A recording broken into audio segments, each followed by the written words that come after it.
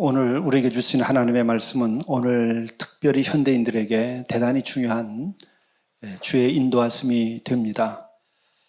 종교심으로 구원받지 않는다고 하는데 그것은 무슨 의미인가, 이것을 또 우리가 분명히 알게 될 것입니다. 오늘 말씀 22절을 보도록 하시죠.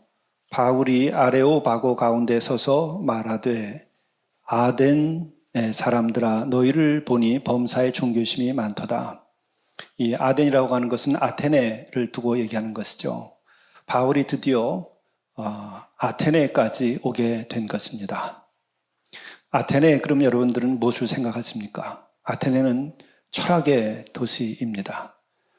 철학의 아버지들이 다 아테네 출신들이죠. 소크라테스, 아리스토텔, 플라톤, 이분들은 서양 철학의 아버지입니다. 뿐만 아니라 플라톤, 그러면 현대 모든 철학에 대해서 바로 이 플라톤의 철학의 해석에 지나지 않는다, 혹은 재해석에 지나지 않는다, 이렇게 얘기합니다. 그만큼 이 아테네라고 하는 것은 서양 철학에 있어서 발상지라고 말할 수도 있고 지금도 여전히 영향력을 행사하고 있는 것이죠. 뿐만 아니라 이 아테네라고 하는 것은 고대 민주주의의 발상지입니다. 그것은 고대라는 말이 붙어 있지만 사실은 민주주의에 대한 그 꿈을 가지게 되고 그것이 실현되기 시작한 곳이 바로 아테네입니다. 여기에 바울이 나타나는데 바울은 바로 유대 예루살렘에서 찾아온 것이죠. 우리들이 서양의 철학이나 역사를 얘기할 때에 두 개의 흐름을 기본적으로 얘기합니다. 하나는 히브리적인 그 사유와 사상이 있고 또 헬라적인 그런 사상이 있다고 얘기를 합니다. 바로 이런 인문학적인 관점에서 보더라도 바울은 바로 히브리적인 그런 사유와 사상을 가지고 있다고 이렇게 말할 수 있습니다. 그런데 바로 이 히브리에서 탄생을 하고 그 사상, 우리로서는 복음이죠. 그것을 가지고 이 서양의 아테네에 나타난 것입니다. 바로 이 민주주의라고 하는 것과 이 서양의 아테네에서 발생한 이 철학이라고 하는 것은 사실은 인간의 역사 속에서 우리를 밝혀주고 계몽한 엄청난 일을 한 것입니다. 근데 여기에 와서 바울이 지금 선포하는 것이죠. 하나님의 놀라운 역사가 여기에 있는 겁니다. 그것은 바로 아테네에서 발흥한 그 민주주의, 그리고 그렇게 한 민주적인 도시국가이긴 하지만 그런 나라, 이것이 영원한 것이 아니라고 하는 겁니다. 이것이 완전한 것이 아니라고 하는 것을 얘기하는 겁니다. 또 인간들이 얘기한 이 철학이라고 하는, 아테네에서 발생된 이 철학이라는 것은 대단히 우리 인류사에 있어서 중요한 겁니다. 선과 악이 무엇인지, 또 인간이란 누구인지, 그리고 이 우주라고 하는 것은 어떻게 존재하는 것인지에 대해서 인간적인 노력을 통해 가지고 이것을 다 밝힐 수 있을 만큼 대단히 많이 밝혔죠. 그것뿐만 아니라 이들은 도덕률과 같은 것들, 그다음에 법치에 대한 것, 이런 사상도 그때 이들이 인류사에서 큰 역할을 한 것입니다. 그런데 생각해 보면 왜 하나님께서는 바울을 이 아테네 이곳으로 보낸 것일까? 여러분, 우리가 선과 악을 아는 것, 그리고 또 무엇이 선이고 무엇이 악인지 규정하는 것, 그거 필요합니다. 도덕률이 필요합니다. 그런데 문제는 우리가 선과 악이 무엇인지 안다고 해서 선과 악을 지킬 수 있습니까? 여러분들은 이 선과 악을 모르기 때문에 죄를 짓습니까? 인류가 지금까지 살아오면서 선과 악을 제대로 모르기 때문에 지금 죄를 짓고 있고, 이렇게 지금 계명천지에 21세기 들어서 정보가 넘치고 넘치다 못해 인간이 이 정보에 익사할 만큼의 혼돈을 일으키는 상황 속에서 우리가 선과 악이 뭔지 몰라서 우리가 악을 행하고 선한 세상을 못 만드는 걸까요? 오늘 우리 사회가 악이 뭔지 몰라서 악을 저지르고 있는 건가요? 선이 뭔지 몰라서 우리가 선한 세상을 못 만드는 걸까요? 아니, 작게 여러분의 가정에서나 여러분의 직장 안에서 무엇이 우리에게 도움이 되고 선한 일인지 모르기 때문에 우리가 이런 갈등을 겪고 고통 속에 빠져 있는 건가요?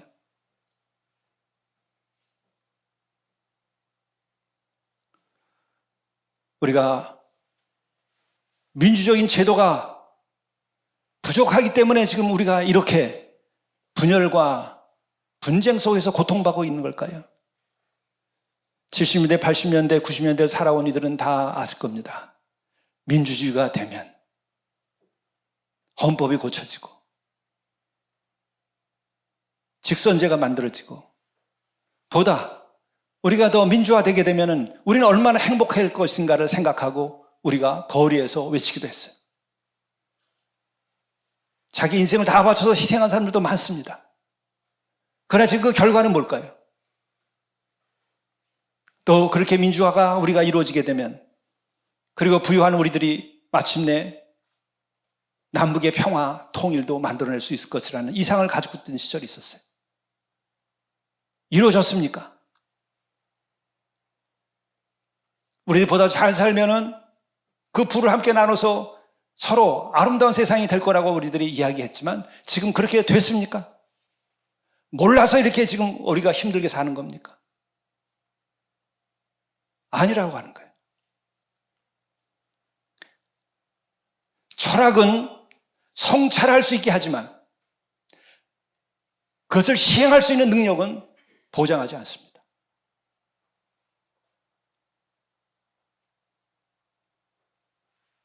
바로 이것에 문제가 있는 거죠.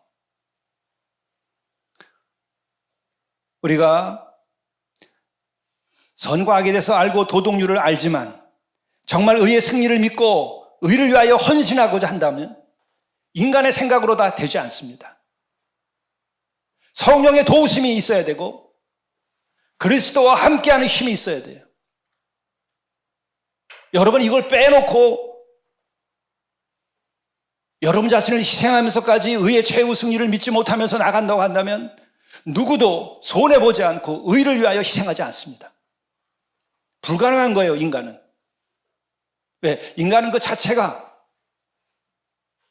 성경에서는 죄인으로 얘기하고 있기 때문에 그래요. 이미 하나님과의 관계가 끊어지면서 선을 선으로서 성취할 수 있는 능력을 상실한 거예요. 선하게 대하여서 비판하고 심판할 수 있는 힘은 생기지만 그러나 선을 성취하고 사랑을 성취할 수 있는 힘은 없다는 거예요. 오히려 선과 악에 대하여서 자신을 근거로 하여서 비판함으로써 자기가 하나님의 자리를 차지하고 남들을 심판하고 남들을 지배하는 일이 생긴다고 성경은 말씀하고 있는 거예요. 그게 인간의 죄라고 얘기하는 거예요. 그것이 우리 개인의 관계에서도 그렇고 그것이 가정에서도 부부간에도 그렇습니다. 부모와 자식 간에도 마찬가지예요. 눈에 하나 어떤 기준으로 벗어나면 그때부터 껄끄러워져요. 심판하기 시작해요. 나는 우월한 자가 되고 자식이나 남편이나 아내나 그 상대는 벌 받아야 될 사람처럼 그 사람만 고쳐야 될 사람처럼 생각하기 시작하면 그때부터 갈등은 심화되기 시작하는 거예요. 그것은 뭐냐? 하나님과 일치된 마음으로 사람을 상대하던 것이 하나님께 불순종하고 나오면서 선과 악을 구별하기 시작해서 선악과를 따먹었다는 말을 우리가 알고 있는데 그 이후부터 인간은 자신을 근거로 하여 선악을 판단하면서 불행에 빠지기 시작하고 불의에 빠지기 시작하고 인간은 갈등 속에서 오늘과 같은 분열의 세상, 고통의 바다 속에서 살게 되는 거예요. 그렇기 때문에 선과 악에 대한 분별력과 도덕률을 가지고 우리의 인간의 삶이 진정으로 행복해질 수 있느냐, 의가 진정으로 실현될 수 있느냐? No, 그게 아니라는 것이 이 예루살렘에서 유대에서 복음을 들고 찾아온 이 바울이 외치는 거예요. 그리고 또 하나, 도덕률이나 혹은 철학에서는 성찰하게 하지만 회개하게 할 수까지는 없어요. 여러분들이 철학책을 읽고 회개한 사람 봤습니까? 교양서적 읽고 여러분들이 진정으로 회개한 사람 봤습니까? 예, 성찰을 넘어서 회개까지 했을지라도 또한 내가 죄의 완전한 용서함을 받았다는 경험을 한 일이 있습니까? 죄에서 해방된 경험을 했습니까? 우리는 진정으로 자기 성찰에 대해서도 무감각합니다. 대단히 자신에 대해서도 무책임해요. 우리는 뭐예요? 1차적으로 지금 같으면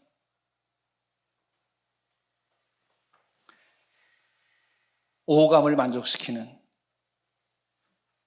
육체적인 쾌락의 근거에서 우리들이 사회예요, 기본적으로. 더더욱 요즘엔 더 그렇죠. 과거는 다 눈 감아줄 수 있지만 못생긴 거는 눈 감아줄 수 없다는 거예요. 그만큼 사람들은 안목의 정욕에 빠져서 사는 거예요. 지금 이 시대에 도는 이야기죠.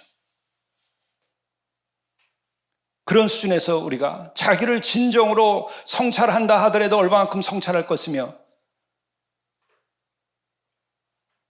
또 회개까지 이르는 힘이 생길까? 회개는 절대하신 하나님 앞에 선 피조물인 인간이 거기서 무릎을 꿇을 때 회개가 시작되는 거예요. 아무리 성찰을 잘 하더라도 회개하는 것과는 달라요. 절대하시고 전능하시고 나의 모든 것을 다 아시고 심판자가 되시고 구원자가 되시는 그 앞에 내가 서지 않으면 회개는 일어날 수가 없어요.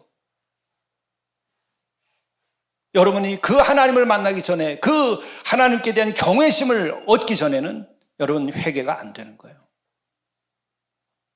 또한 회개를 한다 할지라도 성경이 원하는 것은 회개가 목표가 아니라 회개하라 천국이 가까웠다 했으며 그 천국에 대한 약속에 무엇이 있는가?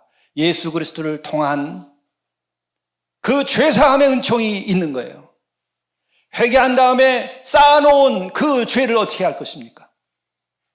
내가 발견한 드디어 신대륙보다 더 큰 나의 죄를 어떻게 해결할 것입니까? 신대륙을 다 준다 하더라도 그보다 더 귀중한, 천하보다 더 귀한 나의 목숨은 어떻게 할 것입니까? 회개는 거기까지 우리를 직면하게 이끄는 것이에요. 그리고 그때 예수 그리스도를 통하여 그의 대속적 죽음으로 내가 지금까지 지은 모든 죄가 용서된다는 거예요. 용서된다는 거예요. 죄 가운데 사는 것이 아니라고요. 그게 은총이에요. 기독교는 거기까지 가야 되는 거예요. 기독교는 그래서 구원의 종교라고 말하는 거예요. 구원이 없으면 기독교가 아니에요. 구원을 받은 확신이 여러분에게 없으면 여러분은 크리스찬이 아직 아니에요. 은혜 받은 사람이 아니에요. 온전한 믿음에 이르지 않은 거예요. 온전한 믿음에 이르렀으면 죄 사함을 받은 은총, 그 자유가 내 안에 있어야 되는 거예요. 대충 믿으면 그래서 은혜가 안 돼요. 대충 믿으면 별거 없어요. 그러나 제대로 믿으면 그런 자유에까지 이루는 거예요.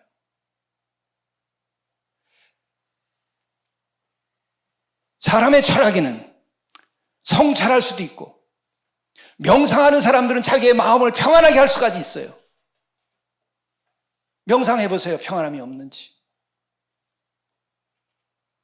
좋은 음악을 들어보세요. 좋은 것을 먹고 마시며 즐겨보세요. 평안함은 오나 일시적인 것이요. 그 속에 죄는 여전히 살아있어요. 여러분 진정한 자유에 이르지 못해요. 어떤 부요함으로도 그 자유를 대신할 수는 없는 거예요. 어떤 쾌락으로도 그 하나님께서 죄 사함으로 주는 평안을 대신할 수 있는 게 없는 거예요, 이 인간사에서는. 그래서 하나님께서는 인간이 만든 그 인간을 계몽시킨 그 철학의 도시, 거기에 보내셔서 복음을 선포하게 한 거예요. 인간을 구원하기 때문에, 해야 되기 때문에. 여러분, 민주주의는 실현돼야 됩니다. 아테네에서 생각했던 그 이상적인 민주주의는, 직접적 민주주의는 실현될 수 있다면 실현돼야 됩니다. 그러나 그것은 이 땅의 일이에요. 그것으로 이상 사회가 만들어지지 않습니다. 죄 사함 받고 인간이 변화되기 전에는 어떠한 인간의 제도도 우리에게 진정한 평화를 줄 수가 없어요. 여러분, 사회 정의를 그렇게 외치고 민주주의를 그렇게 외친 사람들이 통장을 보니까 어떤 돈을 가지고 어떤 재물을 가지고 어떻게 살았습니까? 그러나 회개하여서 구원받은 사람들은 가진 것을 나눠주면서 살아요. 그래도 이것이 하나님의 나라까지는 안 되는 거예요.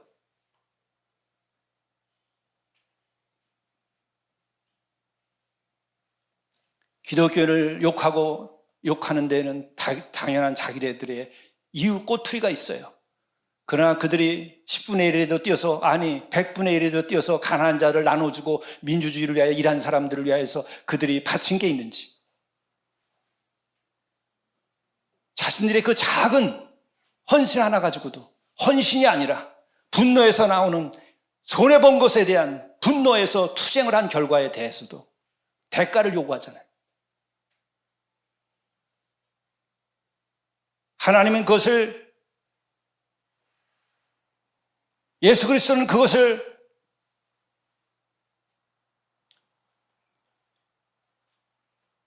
이야기하지 않고 자신의 생명을 내주고 인간의 죄를 씻는 거예요. 그 은혜를 받은 사람들은 주머니가 저절로 열려요. 저절로 마음이 열려요. 가난한 사람들을 보고 가만히 있을 수가 없어요. 도덕률 때문이 아니라 구원받은 은혜 때문에 그렇게 하는 거예요. 철학적인 이유 때문에, 사상 때문에 그러는 것이 아니라 그 마음을 닫을 수가 없어서 주의 사랑 때문에 그들에게 다가가는 거예요. 그 전에는 우리 교회에서 어려운 사람을 돕는다고 해도 많은 사람이 왔다 갔지만 그 은혜까지 입지 않은 사람들은 다 떠났어요. 그래서 내가 지난주에도 그 얘기했잖아요. 여러분들이 남은 자다. 남은 건 뭐예요? 불쏘시개라는 거예요. 성령의 불이 그 불쏘시개에 붙어지면은 그게 남은 자인 거예요. 5명, 10명이어도 괜찮은 거예요. 10명이어도 이 나라를 구할 수 있는 거예요. 남은 자 10명이 소돔과 고모라를 구할 수 있는 거예요. 예수님의 제자 12이 인류를 구원한 거예요. 숫자가 눈에 보이는 사람들은 여러분, 은혜 받은 사람 아니에요. 숫자가 문제가 아니라 믿음을 봐야 돼요. 내 안에, 그리고 남들에게 예수 그리스도가 영접되어서 그 안에 역사하고 있는지 아닌지를 보라 말이에요. 그게 중요한 거예요. 그래서 내 안에 그리스도가 계시다면 그는 남은 자예요. 거기에 불쏘시개가 되는 거예요. 이 시대를 구원할 수 있는 사랑의 불쏘시개가 되고 십자가의 불쏘시개가 되는 거예요.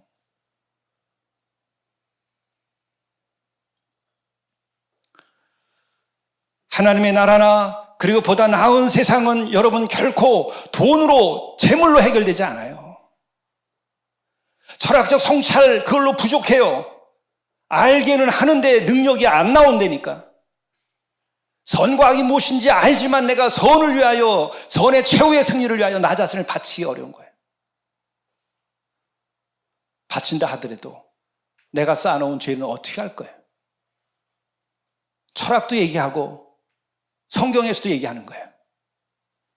지은 것은 자기가 책임져야 되는 거예요. 뿌린 대로 거두는 거예요. 씨를 뿌렸으면 악의 열매를 거두는 거예요. 죄악을 저질렀으면 그것에 대한 대가를 받는 것이고, 선을 행했으면 선에 대한 대가를 받는 거예요. 여러분이 10개의 선을 행하고 1개의 악을 저질렀어도 악은 악으로 여러분이 대가를 지불해야 되는 거예요. 그건 죽음이에요. 사망이에요. 그래서 모든 인간은 이미 원죄로 인하여 사망하고 있는 거예요. 멸망하고 있는 거예요.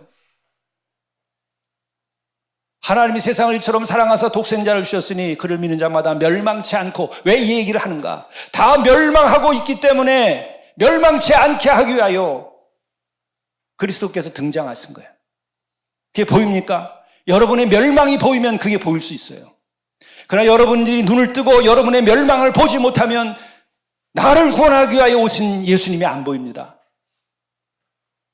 이건 교양이 아닙니다. 철학이 아닙니다. 하나님의 계시예요. 오늘 말씀대로 너희를 보니 범사에 종교심이 많도다. 종교심은 많은데 거기에는 구원이 없고, 종교심은 많은데 선과 악이 무엇인지 알고 또 하나님에 대하여 아는데 진짜 살아있는 하나님을 만나지 못하고 있는 거예요.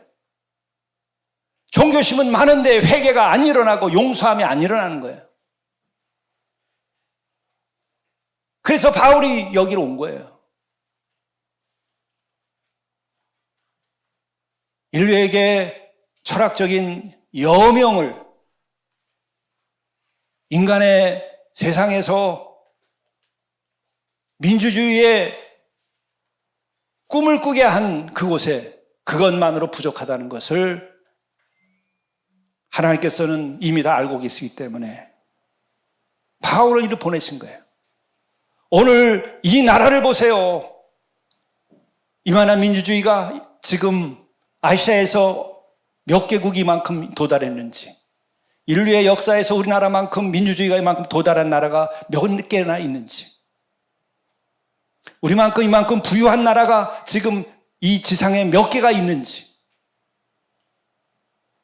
그러나 우리가 자유롭습니까? 우리가 진정으로 평안합니까? 왜 자살은 세계에서 제일 가는 나라가 됐죠?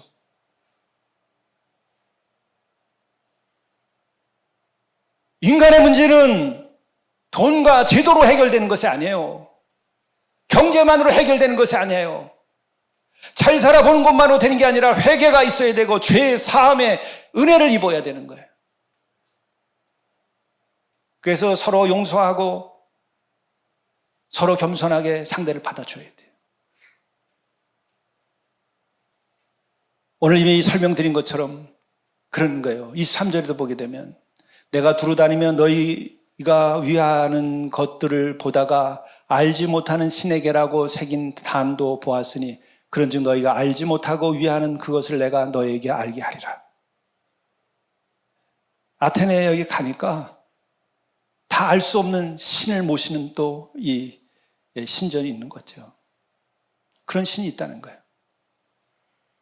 그 외에는 어떤 신이에요? 사람이 손으로 만든 신이에요. 아테네의 신은. 헬라의 신은 사람이 만든 신입니다. 사람이 만든 신전이에요. 그러나 다 알지 못하는 신도 있다는 것은 알아. 그러나 믿지 않아. 왜? 이건 내가 표현하자면, 제가 표현하자면 그런 겁니다. 초월적인 신이 있다는 것은 아는 거예요.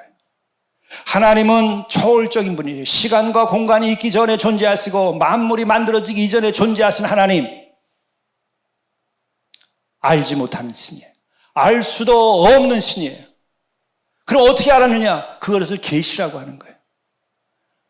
모세가 하나님을 몰랐습니다. 만나 주셨고 찾아와 주셨고 계시해 주신 거예요. 당신은 누구십니까?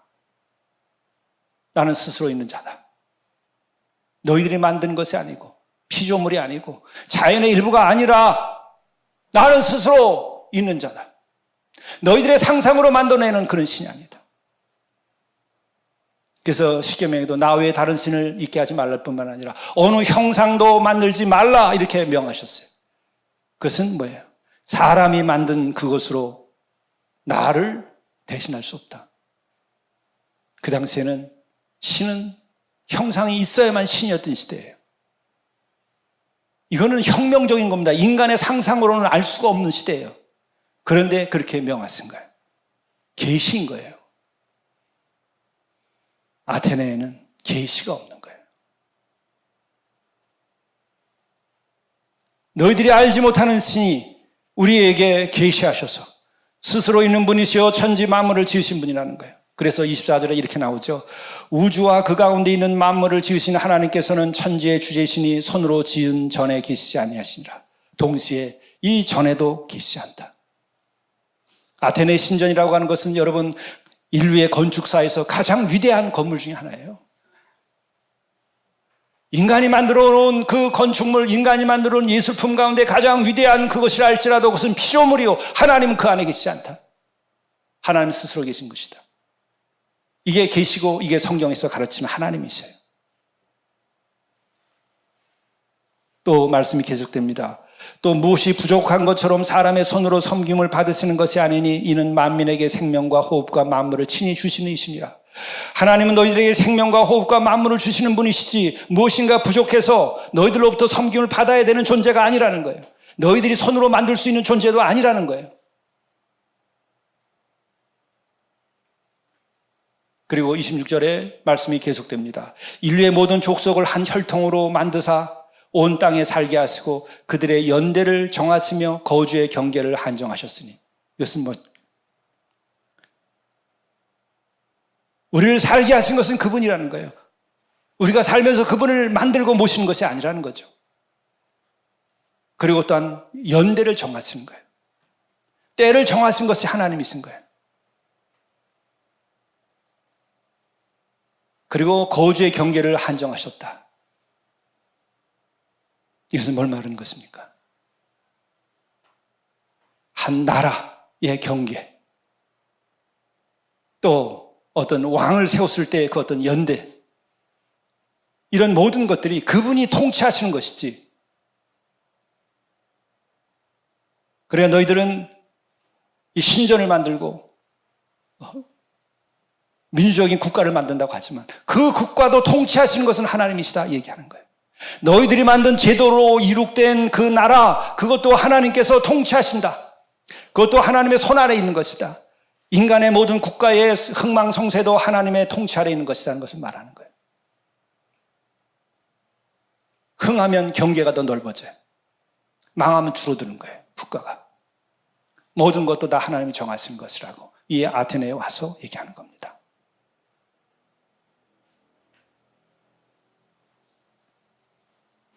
그러면서 같은 말씀을 하죠. 이는 사람으로 혹 하나님을 더듬어 찾아 발견하게 하려 하심이로되 그는 우리 각 사람에게 멀리 계시지 아니하도다. 이제 증거하는 거예요. 그 하나님은 너희들이 알지 못한다 하지만 멀리 계시지 않다. 우리에게 이미 임하셨다. 사람의 몸을 입고 우리에게 오셨다. 영접하기만 해라. 영접하는 자, 그를 믿는 자마다 하나님의 자녀가 되는 권세를 준 거예요. 세상에 속한 자가 아니라 이제 하나님의 자녀가 되는 권세를 우리에게 주신 거예요. 이것이 기독교의 믿음이에요. 여러분 그 권세를 누리셔야 돼요. 그리고 그 하나님을 의지하셔야 돼요. 제가 지난 주 중에 있었던 간증 하나를 드립니다.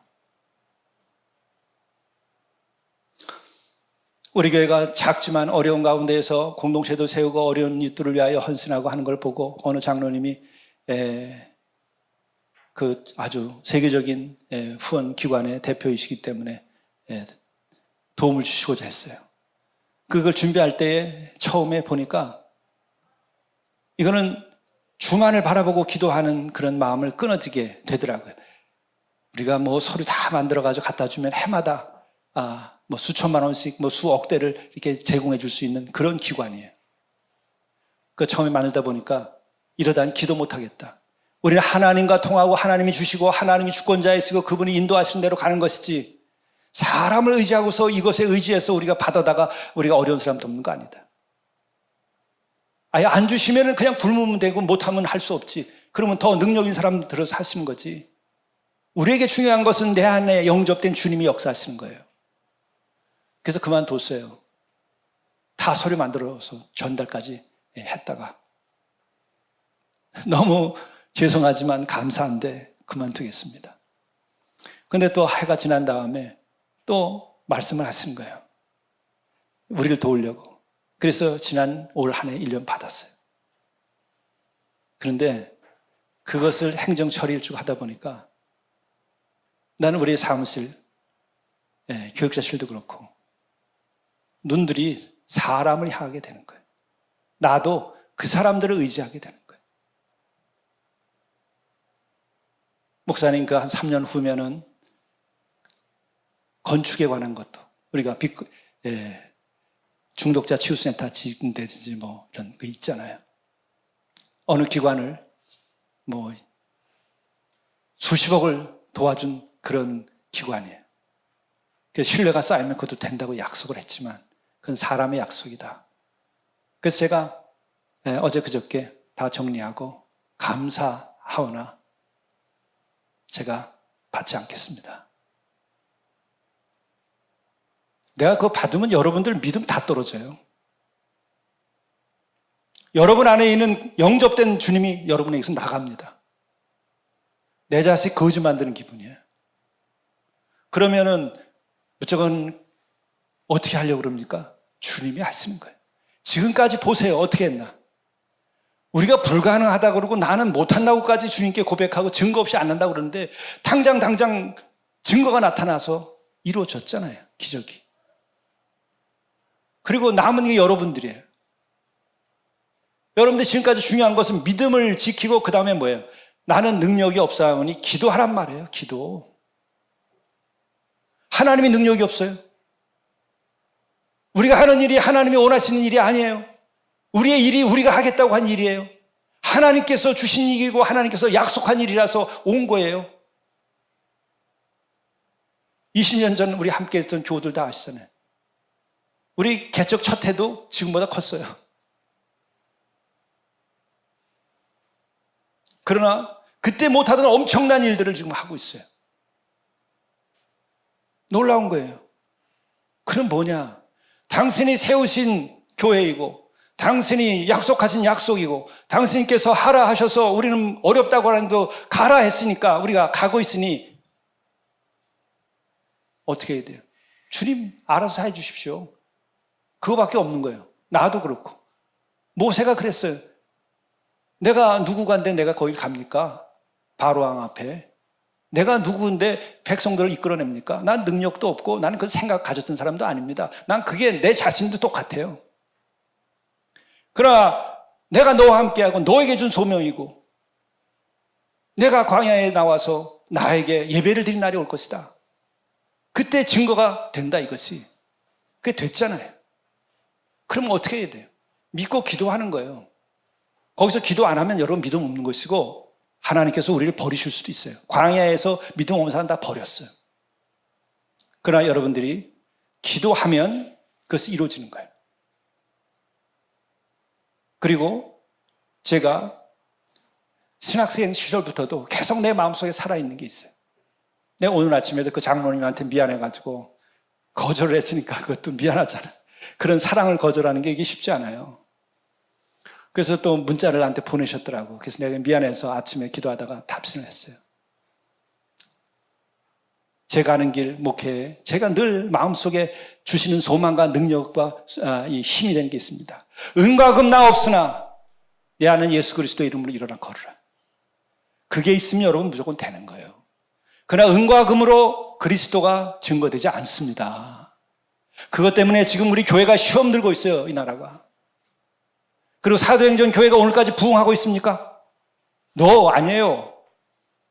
그러나 사도행전의 그때의 그 역사에서던 하나님 그 이야기가 오늘도 사도행전 29장을 쓰게 만드는 거예요. 우리 교회가 우리 공동체가 없어지고 내가 없어도 다 상관없어요.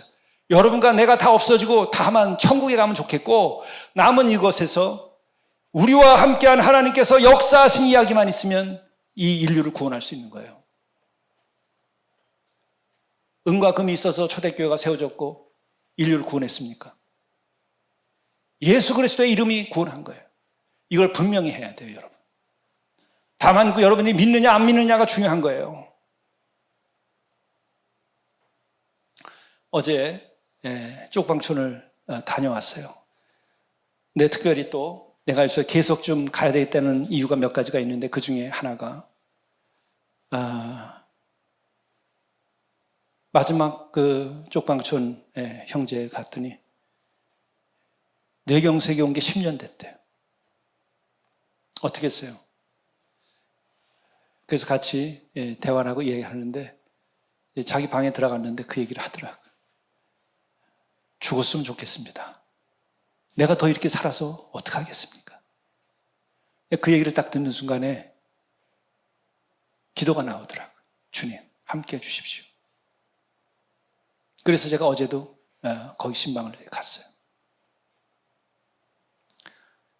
그 돈으로 해결될 수 있을 것 같습니까? 좋은 집에다 그걸 옮겨놓으면 해결될 수 있을 것 같습니까? 아니에요.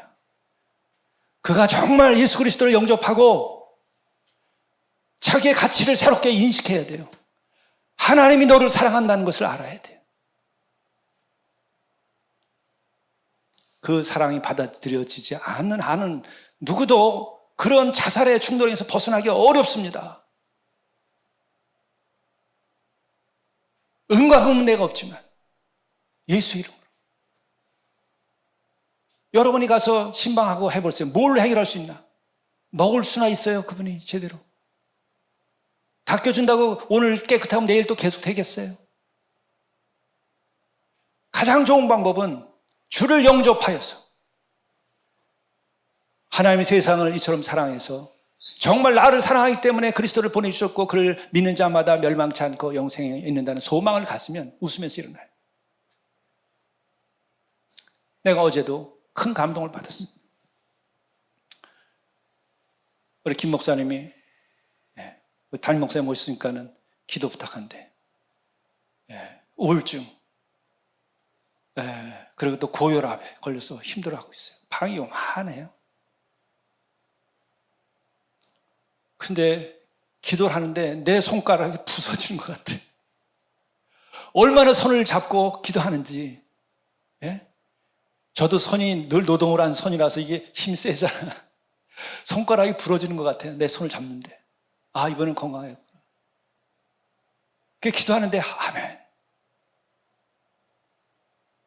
그냥 눈을 뜨고 보니까는 그 조그만 방이 얼마나 깨끗한지 몰라요. 부서진 데는 다 테이프로 붙여가지고 노란 테이프로 붙여서 깨끗하게 이 찬장이나 책꽂이 끝부분이 다 부서진 거를 다 붙였어요. 방바닥이 먼지 하나 없어요. 주님이 그 안에 있기 때문에 그래요. 기도하는데 정말 붙잡는 거예요.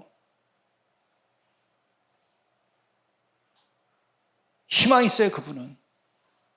고혈압 이길 수 있다고 생각해요. 내가 안수해 주는데 그 두 분 다.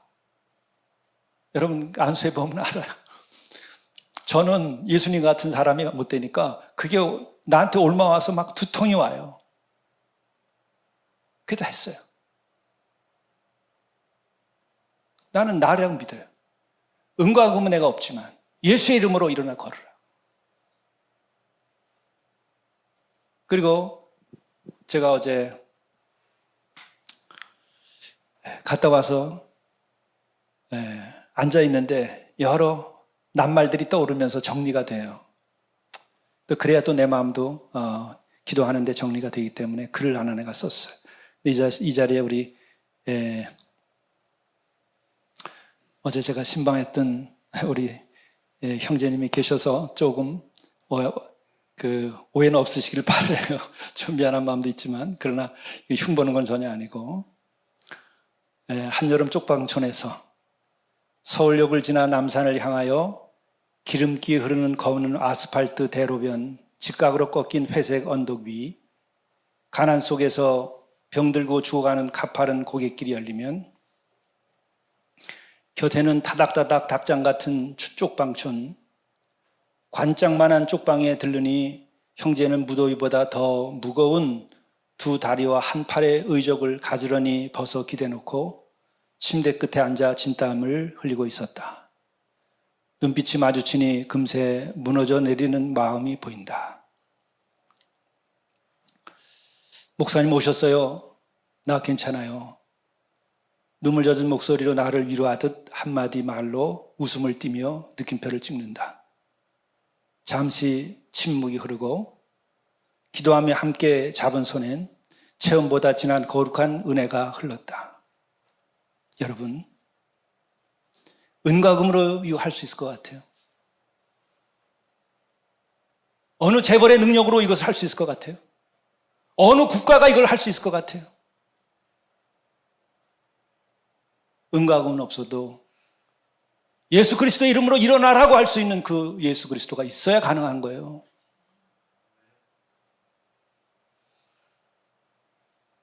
그래서 주께서 오신 거예요. 다른 방법이 있으면 여러분들이 해보세요. 정말 해봤어요, 여러분들. 나는 정말 부족하지만 젊은 날에 이상은 있어가지고 갖가지를 많이 부딪혀봤어요. 가정주사 돌보지 않으면서. 그건 나의 부족입니다만은. 그러나 인간의 능력의 한계는 내가 느끼는 한계만이 아니라 다른 사람들이, 더 큰 권력을 가졌던 사람들이 보이는 한계를 보면서 인간의 모습을 봤어요. 더 많은 지식을 가졌던 사람들의 한계를 보면서 인간의 한계를 봤어요. 저도 곁에 이 땅에서 최고의 권력을 가졌던 분도 제가 만나고 모셔도 봤고, 최고가는 기업의 그 수준에 있는 분들도 초대를 받아서 오랜 동안 영적 교제를 또 나눠봤어요. 그분들이 뭐 할 수 있을까? 예, 많은 사람들에게 일자리를 창출하고 또 나라를 지켜줄 수도 있어요. 민주주의를 만들어 주기도 하고 인권을 보호해 줄 수도 있어요. 그러나 인간의 절망과 죽음과 멸망하고 있는 것을 해결할 수는 없는 거예요. 여러분 자신의 죽음의 문제를 여러분이 해결할 수 없단 말이에요. 여러분의 가정의 불행을 여러분 스스로가 해결할 수 없어요. 이렇게 고통 가운데 지내고 있는 이 인간의 문제를 여러분 다른 걸로 해결할 수 없어요. 은과 금으로도 할 수 없어요. 나는 그래서 죄송하지만 우리 용섭 형제를 내 마음속에 가장 귀하게 생각해요. 두 다리도 없고 팔도 하나 없어요. 그러나 나를 보면 항상 나를 위로하는 거예요. 목사님 나 괜찮아. 예수 그리스도를 영접하고 세례받은 이후부터 더욱. 그래서 나는 그 믿음과 은혜가 떨어지지 않기를 바라서 오늘도 내일은 예배 꼭 드립시다. 우리가 할 수 있는 거 아니에요. 흉될 거 아무것도 없어요. 팔다리 잘라서라도 구원받으면 되는 거예요. 죄를 졌으면 그 죄 짓는 손을 자르고도 천국 가라고 그랬어요. 눈이 죄를 지면 눈을 뽑아서라도 천국 가라고 그랬어요. 건강한 사람 부러워할 거 없어요. 많이 가진 사람 부러워할 거 없어요. 내가 구원 받았느냐 못 받았느냐, 내 안에 그리스도가 영접되어서 그분이 나와 오늘로부터 영원까지 동행하느냐 안 하느냐가 중요한 거예요. 그것 때문에 여러분들이 이 어려운 교회도 나오시고, 그것 때문에 여러분들이 이 소망을 가지고 남은 자로서 역할을 하는 거예요. 그리고 한 가지 여러분에게 약속을 해요. 내가 도와줬던 그 단체도 세계적인 단체입니다. 내가 감사하지만 안 받겠다. 그리고 그러면서 오늘 이 말씀도 마찬가지예요. 그런 사람이 만든 단체를 의지하는 것도 결국은 사람의 손으로 만든 것을 의지하는 거예요. 하나님을 의지하지 않고. 그러면서 내 마음속에 아브라함의 약속이 다시 떠오르는 거예요. 왜 아브라함은 마지막 남은 그 하나밖에 없는 그 이삭을 바치라고 그랬을까? 내가 지난 주 중에 새롭게 그것이 들리는 거예요. 그 아들 바치지 않으면 내 아들이야. 내가 만든 아들이에요. 그러나 내가 죽이면 내 아들이 아니라 하나님의 아들이 되는 거예요. 여러분 자신이 그리스도를 영접하면 하나님의 것이 되는 거예요. 그러면 하나님의 자녀가 되는 권세를 주셨으니 그 권세는 환난과 핍박을 이길 수 있는 권세가 되는 것이고, 불안과 초조와 염려와 근심을 이길 수 있는 권세가 되는 것이고, 우리가 어떤 불의한 것과 사탄의 유혹도 이길 수 있는 권세가 되는 것이에요. 허세를 부리는 권세가 아니란 말이에요. 그리고 제가 그것을 아브라함같이 내가 버리고 오직 기도만 하리라. 이 교회는 무조건 부흥할 겁니다. 내가 지난주 여기 오늘 오신 분 죄송하지만 어제 혼자 앉아서 기도할 때, 여기 지난 동안에도 코로나 전에도 여기 앉을 자리가 없었어요. 다시 남은 자를 부르신다고 했는데 오늘 새로 오신 분들이 있어요. 나는 응답으로 봐요. 초원이도 내가 지난주, 그 전주에 공동체에서 기도했어요. 또 우진이 기도했는데 수빈대 슛고링에서 골링 시켰대. 아, 목사님 이상하네. 그런 미신스러운 거 아니에요? 아니에요. 기도는 함께 하는 거예요. 공은 기회를 주는 거예요. 이리로 날아갈 수도 있고 저리 날아갈 수도 있고, 인생도 다 마찬가지예요. 취직도 다 마찬가지예요. 기회가 이 사람한테도 가고 저 사람한테도 가고 그러는 거예요. 사탄도 이 사람한테도 가고 저 사람한테도 가는 거예요. 천사도 마찬가지예요. 당장 증거를 보시잖아요. 그럼 내 기도가 능력이냐가 아니라 내가 너희들과 함께한다. 나는 살아있다. 두려워하지 말라. 내가 너와 함께함이라. 난 담대해졌어요. 그래서 오늘 이 예배 이전에 함께해 주심을 내가 체험하기 때문에 담대한 거예요. 여러분들은 그것의 증인이 될 것입니다. 사람이 만든 하나님을, 사람이 만든 철학을 믿는 것이 아니고 하나님이신 계시의 말씀을 따라서 나를 위하여 죽기까지 하신 그 하나님의 구원하려고 하는 그 사랑의 사건 속에 우리는 불림을 받은 거예요. 그걸 받아들이시면 여러분, 갑자기 세상이 달라져요. 갑자기 내 인생의 운명이 완전히 달라져요. 어둠과 근심과 걱정과 우울함과 달라집니다. 이렇게 달라질 수가 없는 거예요. 은과 금은 나 없지만 예수의 이름으로, 예수 그리스도의 이름으로 일어나 걸으라 그럴 때 안진뱅이 태어날 때부터 안진뱅이가 펄쩍 뛰면서 기뻐하듯이 여러분의 인생에 그런 변화가 당시랑 오는 거예요. 주님이 여러분과 함께 하십니다. 기도하겠습니다. 영접하는 자, 곧 그 이름을 믿는 자에게는 하나님의 자녀가 되는 권세를 주셨다고 말씀하셨습니다. 오늘 이 시간 다시 주님을 영접하고 하나님의 자녀가 되는 권세를 우리가 얻게 되어서 이 세상의 근심과 걱정을 벗게 도와주시고 또 우리의 미래에 대한 염려도 벗게 도와주시고 우리에게 닥친 모든 시험과 어려움을 다 이길 수 있는 능력을 가지게 도와주시옵소서. 우리가 더욱 겸손하게 더욱 깊은 기도로 그리고 더 큰 사랑으로 우리들의 삶을 성취해 나가고 또한 우리 교회에 주어진 지극히 적은 자들을 섬기는 일이나 또 이 땅의 평화를 이루어가는 일이나 이 시대의 사명을 우리가 능히 감당할 수 있도록 도와주옵소서. 세상을 의지하지 아니하고 오직 주만 의지하고 주만 바라는 믿음으로 나가도록 도와주옵소서. 멸망하지 않고 영생에 이르게 하시는 그 능력이 우리와 함께 하셔서 오늘로부터 영원까지 항상 기뻐하며 쉬지 않고 기도하며 범사에 감사하는 인생이 되도록 도와주옵소서. 우리 주 예수 그리스도의 이름으로 간절히 기도드리옵나이다. 아멘.